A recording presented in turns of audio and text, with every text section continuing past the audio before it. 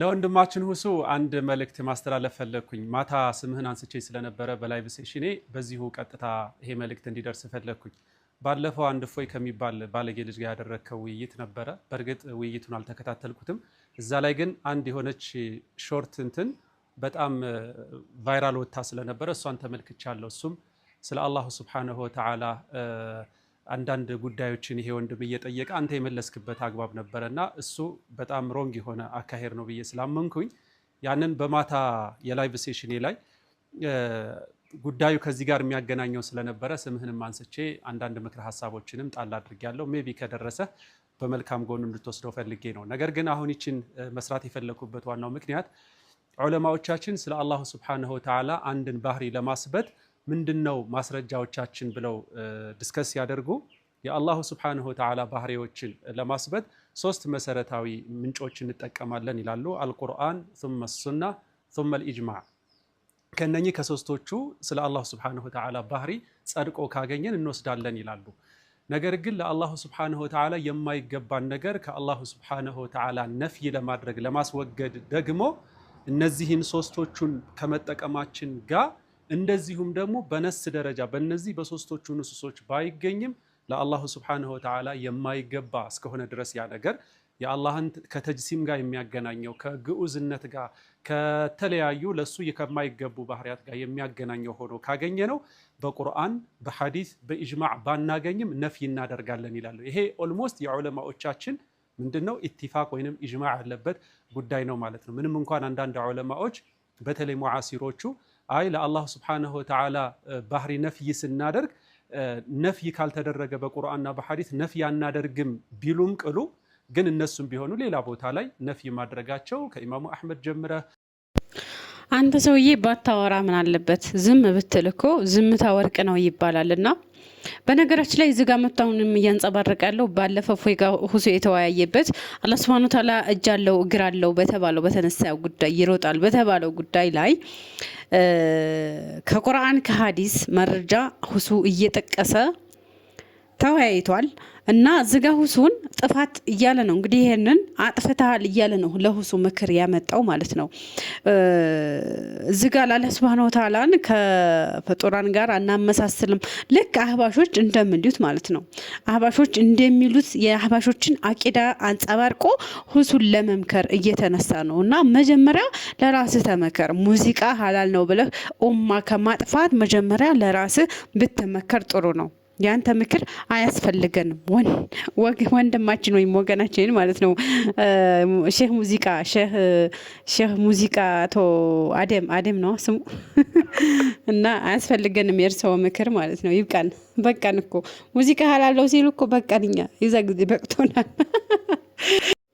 ለማንኛውም ያንተ ዝጋር ይበቃናልና ጃዕፈርን ሁላችሁም የማታውቁት የለም ሚዲያ ላይ አሁን ላይ ሲህር ተሰርቶበት እንግዲህ በሕክምና መድኃኒቱ ሳይገኝ ቀርቶ አሁን ላይ በበሽታ እየተሰቃየ ይገኛል ማለት ነውና ኡስታዝ ሰዒድ ለሱ ምክር አስቀምጠዋል። ይሄን ቪዲዮ ሼር አድርጋችሁ አድርሱለት። ያን ቪዲዮን አዳምጠን እንመጣለን። አላህ ከእንዲህ አይነት ተንኮል ከሲህር አይነት ተንኮል አላህ ይጠብቃችሁ። እስኪ እናዳምጠው። ለሁላችሁም ምክር ይሆነናል እንዲህ አይነት ነገር በተለይ ላለባችሁ ሰዎች ለአጠቃላይ ምክር ስለሆነ እንስማው። አሁን ደግሞ ላስታውሳችሁ የምፈልገው ነገር ቢኖር በሶሻል ሚዲያ ሲዘዋወር ያየነው የወንድማችን መታመም ጃዕፈር ነው። እሱ ጉዳይ ነው ሐቂቀተን አጅብ ነው። እንደሚታወቀው ይሄ ሲሕር ወይንም ደግሞ የሰው እጅ ድግምት በመባል የሚታወቀው ነገር የሰው ልጆችን ልብን የሚያቆስል ቆዳን የሚቀይር የሰውን ገጽ ባህሪ የሚቀይር መጥፎ በሽታ ነው። ምንም አይነት ሕክምና የማያገኝ በሕክምና መዳን የማይቻልበት መጥፎ የተረገመ በሽታ ብለው ማለት እሱ ነው። ስለዚህ ይሄንን የሚያደርጉት ሰዎች ደግሞ ያው የተረገሙ ሰዎችን በገሃድ መጋፈጥ የማይፈልጉ በስተጀርባ ይሄንን ተግባር ያደርጉታል እና ሰዎች በእንደዚህ አይነት ጉዳይ ይጎዳሉ። ለዚህ ታዲያ እንደው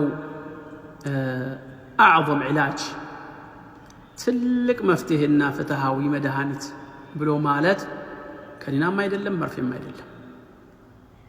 ቀጥታ የታመመው ሰውዬ ምን ማድረግ አለበት? ሱረቱል ፋቲሃን በመጀመሪያ ደረጃ በዲኑ ጠንካራ መሆን መቻል አለበት።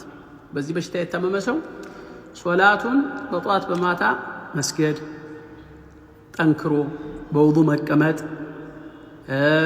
ውሃ ላይ እንደዚህ ውሃ ያዝ አድርጎ ፋቲሃን ከተቻለ 7 ጊዜ ከዛም በላይ እየቀራ በዛ መጠጣት፣ መታጠብ፣ አያተል ኩርሲይ አላሁ ላ ኢላሃ ኢላ ሁ የሚለውን እንደዚሁም ደግሞ ሱረቱል በቀራ መጨረሻ አመነ ረሱል የሚለውን ውሃም ላይ እየቀሩ መጠጣት፣ መታጠብ። ፈለገ ለምን የ100 ዓመት ሲሕር አይሆንም። ሱብሓነላህ እንዳለ ፍስርስድ ነው የሚለው ከሆድም ውስጥ ከደም ስር ውስጥ አጠቃላይ ይወጣል ማለት ነው።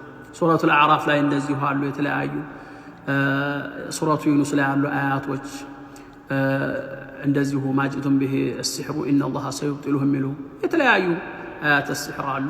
ሱረቱ ጣሃ ላይ እንደሚታወቀው ሱረቱል ኢኽላስ ቁል ሁወላሁ ቁል አዑዙ ቢረቢል ፈለቅ ቁል አዑዙ ቢረቢን ናስ እነዚህን 3 ጊዜ የተለከፈው ሰውዬ እየቀራ እጁ ላይ እፍ እያለ ሰውነቱን እንዳለ በዛ ላይ እየጠረገ በውሃ እያደረገ እየጠጣ እንደው በቀላሉ ጊዜ ያንን በሽታ ማንኛውም የተለከፈ ሰው መፈወስ ይችላል። አድዕያ ነበውያ እንደዚሁ አሉ፣ ደግሞ የተለያዩ አሉ። ሌላው ደግሞ ምን አለ?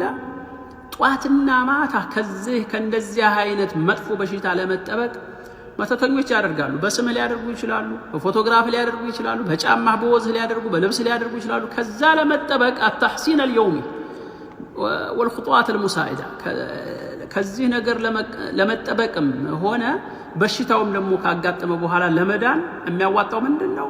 አዝካር الصباح والمساء። ሰው በአሁን ሰዓት ላይ ቲክታክ ላይ ግማሽ ሰዓት እንትን ላይ ግማሽ ሰዓት ይውላል።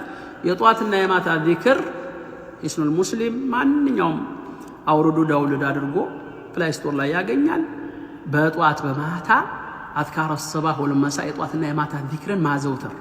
ምክንያቱም ያ ድግምት ሰውነት ላይ ደጋሚዎች በሚልኩት ሰዓት ጂን ነው የሚቆጣጠረው።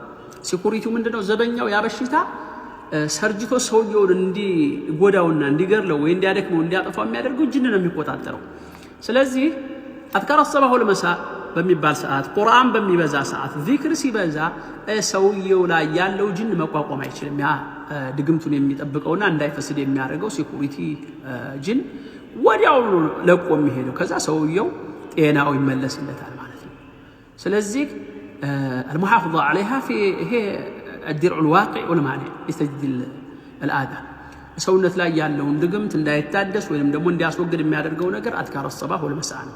ሌላው ደግሞ ከቻለ የሰው ልጅ ሱረቱል በቀራን በቤትም ውስጥ ሆነ ማንበብ ከቻለ ማንበብ ካልቻለ ማዳመጥ በኤርፎን ነብዩ አለይሂ ሰላቱ ሰላም አخذها بركه وتركها حسره ولا تستطيعها البطل السحره ድግምተኞች አይችሉትም ያሉት ነብዩ አለይሂ ሰላም።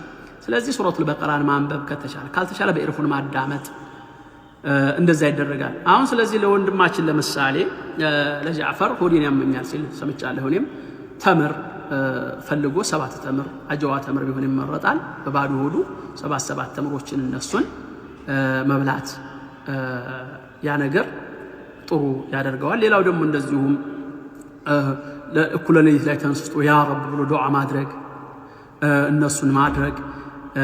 ሌላው ደግሞ እንደዚሁ ውሃው ላይ ፋቲሃን አሁን ቅድም እንዳልኩት ተለያዩ አዑዙ ቢረቢል ፈለቅ አዑዙ ቢረቢን ናስ እነዚህን እየቀሩ ውሃ ላይ እየቀራ ይጠጣ ቢኢዝኒላሂ ተዓላ በቀላል ሆድ ውስጥ ያለው ሁሉ ይፈስድና ጤናው ይመለሳል። አላህ ሱብሓነሁ ወተዓላ ከእንዲህ አይነት ነገር ይጠብቀን፣ ከመጥፎ ነገር ይጠብቀን። ይሄ መጥፎ ፈሪ የሆነ ጥላት ከጀርባ ሆኖ የሚያደርገው እርኩስ የሆነ ስራ ነው የድግምት ስራ ብሎ ማለት።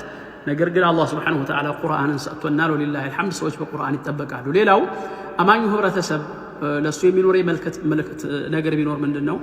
በዲኑ ጠንካራ መሆን ነው። ሰው በዲኑ ጠንካራ በሚሆን ሰዓት ውዱእን ካደረክ፣ ቁርአንህን ከቀራ፣ ሶላትህን በሰዓቱ ተሰገድክ፣ ወላሂ የፈለገ አለ የሚባል ዓለም ላይ ያለ ድግምተኛ ሲሕር መተተኛ መጥቶ ቢያደርግብክ ድግምቱን ቢልክብክ ያ የተላከ ጅን ሲሕሩን ወይ ድግምቱ ወደ አንተ ይዞ ሲመጣ አንተ የት እንዳለ ማያት ራሱ አይችልም። አንተ ላይ መግባት አይችልም። በርህን ዘግተሃል። አበቃ። እነማንን የሚያጠቁት? ሙዚቃ የሚያዳምጥ ሚዘፍን፣ በዲኑ ደካማ ወስላታ፣ ስተት ላይ የሚወርቅ ወንጀል ላይ የሚወርቅ ያንን ያጠቁታል። በቀላሉ ለመጠቃት ግልጽ ነው የሚሆነው። በጣም ቀላል ነው፣ ይጋለጻል ለበሽታው። ስለዚህ ወደ ቁርአን እንመለስ። ቁርአን አላህ ስብሓነሁ ወተዓላ ለው አንዘልና ሃዘል ቁርአን ዐላ ጀበሊን ለረአይተሁ ኻሺዐን ሙተሰዲዐን ሚን ኸሽየቲላህ ይላል።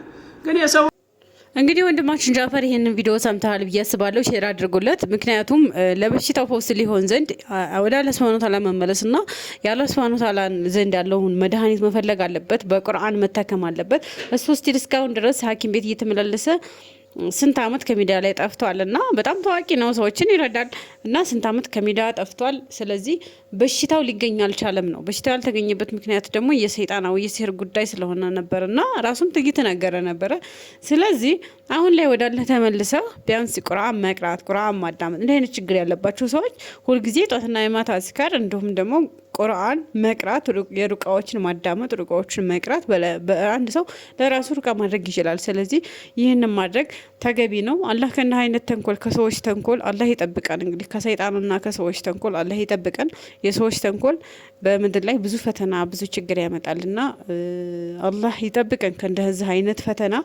ይህንን ቪዲዮ አድርሱለት እንዲሰማው ሼር አድርጋችሁ አድርሱለት። ሰላም አለይኩም ወራህመቱላሂ ወበረካቱ። በሌላ ቪዲዮ እስከምንገናኝ ድረስ መልካም ጊዜ ይሁንላችሁ።